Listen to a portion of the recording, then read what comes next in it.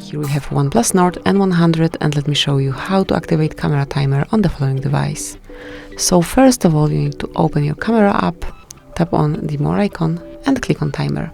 And if you click once, you will activate 3 seconds delay, and double tap is for 10 seconds delay. If you will do it 3 times, you will switch the timer off. So let me show you how it works with 10 seconds delay.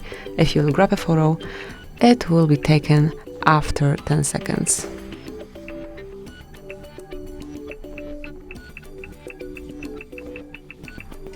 And that's it. To switch it off, just click on it again, and now the picture will be taken right after you click. So this is it, that would be all. Thank you for watching. Please subscribe our channel and leave the thumbs up.